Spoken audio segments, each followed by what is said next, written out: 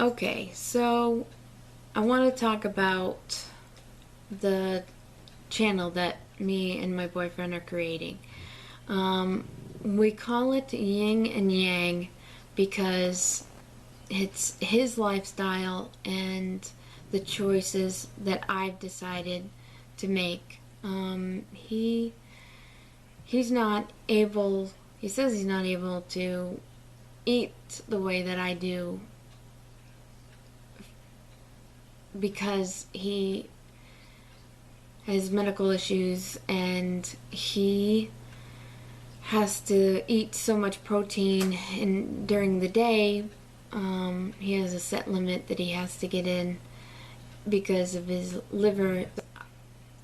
The differences between my life and his is I eat fruit and veg and that's it, and he eats pretty much whatever he wants. But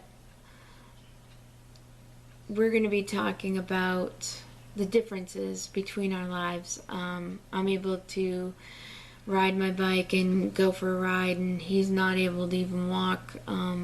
It's been really hard getting used to that, knowing that, where he lives so close to me that, but he can't ride the bike as long as me and he can't keep up. So, we're going to talk about the way he's able to get the weight off and the way that I'm able to get the weight off, which are totally different lifestyles.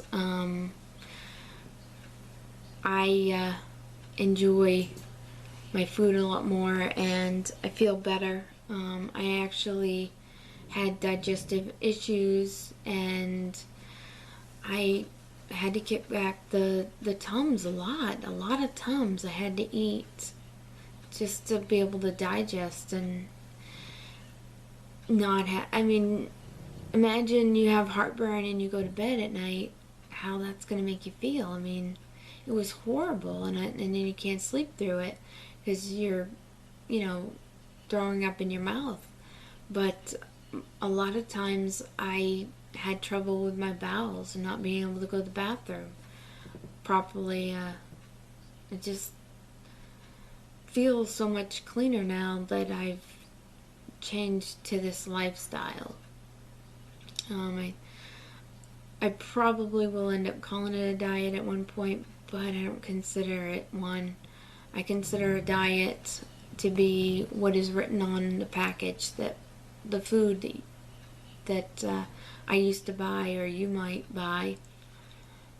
That's what I consider a diet. I call this a lifestyle because it's what we're born to do, was to eat fruit and veg, and we weren't born to eat meat and kill animals. And it's just different videos that I've seen to help me through this. There's a couple of YouTube channels that I do watch, and just amazing how people, they want to feel better, they want to get better, but they're not actually willing to make a change. Like, oh, it's so hard to be vegan, isn't it? I'm like, no, it's not. And the raw to four, it's great. I think that everybody should at least try something, and if you haven't at least tried it, then you will never know what it's about. And if you're doing it right, like I am, the weight is just falling off. Imagine, when I could go to a restaurant and I order food, and it's a lot of food, and there's not even room on the table to put all of it.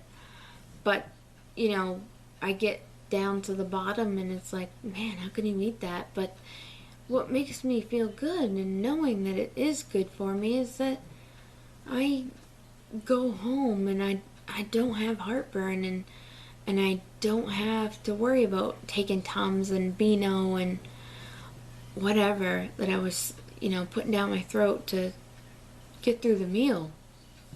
And now I don't take any Tums. I actually gave a bottle to my grandmother because she uses them all the time, but I actually gave her my bottle because I just don't need it. And it feels good to not need to put stuff like that down your throat. I mean, she still eats meat and dairy, and as soon as I stopped eating dairy, I realized that I was allergic to it. I didn't even realize that a lot of my symptoms were from dairy.